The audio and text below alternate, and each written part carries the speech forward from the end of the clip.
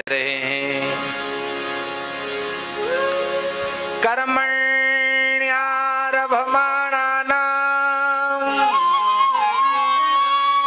दुःखहत्यै सुखाय च पश्येत् पाकविपर्यासं मिथुनीचारिणां नृणाम् नित्यार्तिदेन वित्तेन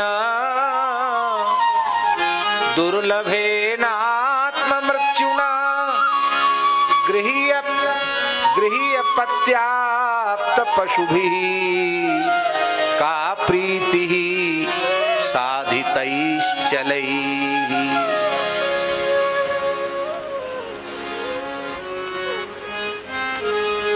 अहंता और ममता के बंधन में जकड़े हुए जो अविद्या मायाग्रस्त प्राणी, विषयासक्त प्राणी हैं, उनकी स्थिति बड़ी विचित्र होती है। वे निरंतर कर्म में प्रवृत्त होते। कर्मण्यारभमाणानाम, और कर्मारंभण का प्रयोजन क्या है? कर्म में प्रवृत्ति का प्रयोजन क्या? दुख हत्यै सुखाय च, दुखों की निवृत्ति के लिए और सुख प्राप्ति के लिए ही वे कर्म में प्रवृत्त होते हैं।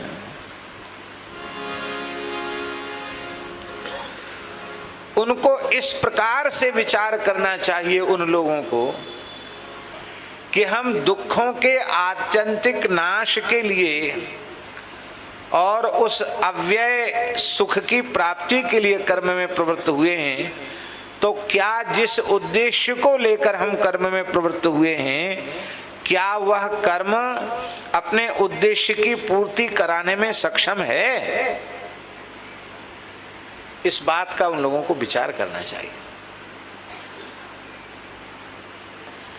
दुखों का आत्यंतिक नाश क्या हमारे कर्मों के द्वारा हो रहा है? क्या सुख प्राप्ति हमारे कर्मों के द्वारा हो रही है? नहीं हो रही है तो इसका मतलब है कि पाक विपर्यासम, पाक विपर्यास का मतलब है कि जिस उद्देश्य की पूर्ति के लिए कर्मानुष्ठान किया गया, उस कर्म के उद्देश्य की पूर्ति हुई नहीं, फल का विपर्यास, फल विपर्यय हो गया, विपरीत फल की प्राप्ति होने लग गई। इसका कारण क्या है? इसका मतलब है कि कर्म के रहस्य को हमने समझा नहीं, और हमारा संकल्प तो ठीक है, लेकिन उस संकल्प के अनुरूप हमारी वस्तुतः क्रिया नहीं है। ये बात को अच्छी प्रकार से समझ लेना चाहिए। वे दुख से दुख की ओर ही बढ़ते चले जाते हैं।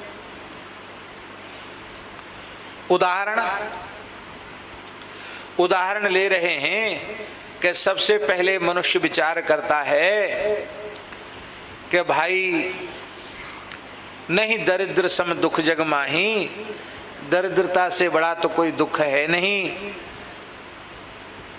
यस्यास्ति वित्तम स नरः कुलीनः, जिसके पास धन है वही कुलीन है। सएव वक्ता सच दर्शनीयः, और सर्वे गुणाः कांचनमाश्रयन्ति, सारे गुण धन में ही हैं। इसका मतलब है कि धन के बिना सुखी नहीं होंगे, धन के बिना सुखी नहीं होंगे। तो वह धन प्राप्ति के प्रयत्न में लगता है, धन के संग्रह के प्रयत्न में लगता है। क्या धन के संग्रह से वह सुखी होता है?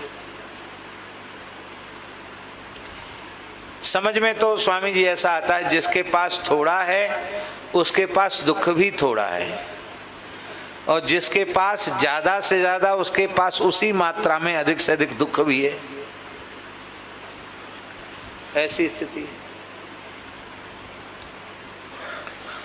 तो दुख से दुख बढ़ता चला जाता है, उसको सुख मिलता नहीं है। इसलिए धन का एक विशेषण प्रबुद्ध जी ने दिया है, नित्यार्ति देन वित्तेन। नित्यार्ति देन, नित्य ही आरती माने दुख को, कष्ट को देने वाला धन है, नित्य ही दुख देने वाला है। इसी को शंकराचार्य भगवान ने कहा, अर्थम अनर्थम भावय नित्यम। इस अर्थ को अनर्थ की जड़ समझो। भावय माने विचार है, इसका विचार करो। तो ले बिना धन के सुख कैसे होगा? कहते नास्ति ततः सुख लेशः। अरे सुख की क्या चले, सुख का लेश भी धन से नहीं होगा। नास्ति ततः सुख लेशः सत्यम, ये सच्ची बात है। उदाहरण कहते पुत्रादपि धनभाजाम भीति, भय ही तो दुख है, और धनवान पुरुषों को तो अपने पुत्रों से भी दुख होता है, भय होता है। इसलिए मरते मरते दम तक उनको सब कुछ संभला नहीं चाहते हैं, क्योंकि कहीं ऐसा ना हो कि हमको ही निकाल बाहर कर दे, विश्वास नहीं रहता। सर्वत्र ईसा विहिता नीति ही, और होता भी ऐसा ही है। पुत्रादि भी ऐसे होते हैं महाराज जी कि यावद वित्तोपार्जन सकता, जब तक वो बेचारा धन कमाता है तावन निज परिवारे रखता, तब तक परिवार में आसक्त रहता है। और पश्चात धावती जर्जर देहे वार्ता कोपी न पृच्छति गेहे। बाद में जब जर्जर अवस्था आ जाती तो कोई बूढ़े से बात भी नहीं करना चाहता। बच्चे कहते हैं क्या काएं लगे हो, सुबेरे से लेके चिल्ला रहे हो, शांत बैठो, राम राम करो। अरे भाई बड़ा ज्ञानी है बालक जो अपने बाबा को कह रहा है राम राम करो। भैया तू भी तो कर राम राम। और बुढ़ा भी कहता है ए बच्चों उपद्रव मत करो, थोड़ा राम राम करो, संध्या सवेरे का समय है। वो भी राम राम नहीं कर, खुद भी नहीं करता बुढ़ा, बच्चों को कहता है। बच्चे बुढ़े को कहते हैं, बुढ़ा बच्चों को कहता है। इसी को गोस्वामी जी ने दोहावली में कहा, एक ही एक सिखावत जपतन आप, बरवे रामायण में, दोहावली में बरवे रामायण, एक ही एक सिखावत जपतन आप, तुलसी नाम प्रेम कर बाधक पाप। सब एक दूसरे को सिखा रहे हैं भजन की बात, लेकिन खुद भजन में नहीं लगे हैं। एक ही एक सिखावत जपतन आप, तुलसी नाम प्रेम कर बाधक पाप। केशव राम जी महाराज कई बार ये बात समझ में आती है कि सुनना बहुत जरूरी है, अवश्य सुनना चाहिए, पर इससे अधिक आवश्यक है सुनने के बाद जो सुना हुआ विषय है उसको व्यवहार में लाना चाहिए। ये और अधिक आवश्यक है। इसलिए हर साधक को यह आत्मनिरीक्षण अवश्य करना चाहिए कि हम इतने दिन से सत्संग में आ रहे हैं तो हमारी जीवनचर्या में, हमारे विचारों में, हमारे आचरण में, हमारे स्वभाव में पहले से कितना अंतर आया है। ये ईमानदारी से आत्मनिरीक्षण करना चाहिए। इतने तटस्थ भाव से उसे देखना चाहिए जैसा कि दूसरे के गुण दोष को हम देखते हैं, ऐसे अपने को देखना चाहिए। तो अपने दोष पकड़ में आ जाएंगे और धीरे धीरे जब पकड़ में आ जाएंगे तो उनका समाधान होने लग जाएगा। मानस रोगों की फिर कभी चर्चा करेंगे। तो ये मानस रोग पहले तो पकड़ में आवे और पकड़ में आने के बाद फिर ये अपने आप नष्ट होने लग जाते। हम उसे स्वीकार करें कि ये बीमारी हमारे में है। और इन मानस रोगों के शमन का एकमात्र उपाय है सत्संग। शरीर की व्याधि तो बाह्य औषधि से निवृत्त हो जाएगी। आज विश्व योग दिवस है, आज विश्व योग दिवस है। और सच्ची बात है स्वामी जी, हम लोग जो बैठकर कर रहे हैं ये भी योग है कि नहीं? ये ज्ञान योग, हाँ बाप है उसका, ये भी ज्ञान योग, सत्संग योग, ये भी योग है। योग का जब व्यापक अर्थ हम लेते हैं तो भारतीय सनातन परंपरा में भगवत प्राप्ति के जितने साधन हैं उन समस्त साधनों का नाम योग है। भगवान की ओर अग्रसर होने के जितने साधन हैं उन सब साधनों का नाम योग है। जिसे वर्तमान में हम लोग योग समझते हैं वो योग क्या है?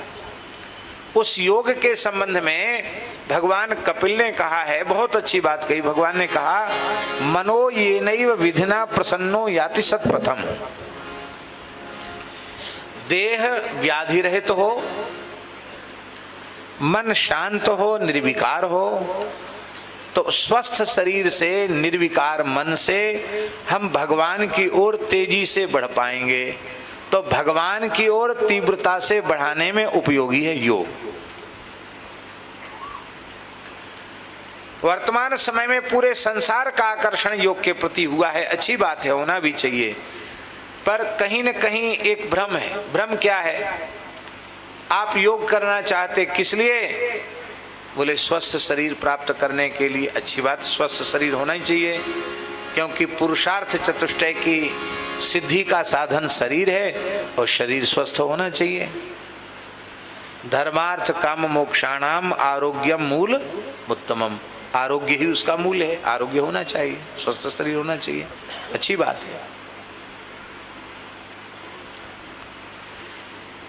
पर दूसरा प्रश्न है कि स्वस्थ शरीर किस लिए चाहिए? भगवान की उपासना के लिए चाहिए, माता पिता गौ ब्राह्मण समाज राष्ट्र इनकी सेवा के लिए चाहिए, कि स्वयं के वासना की पूर्ति के लिए, भोग के लिए चाहिए? तो यदि सत्य बोलेंगे तब तो ये कहना पड़ेगा कि भगवान की भक्ति के लिए नहीं, संसार के भोग के लिए स्वस्थ शरीर चाहिए। कर्म के पवित्रता उद्देश्य की पवित्रता के ऊपर निर्धारित है। योग अत्यंत पवित्र है स्वामी जी।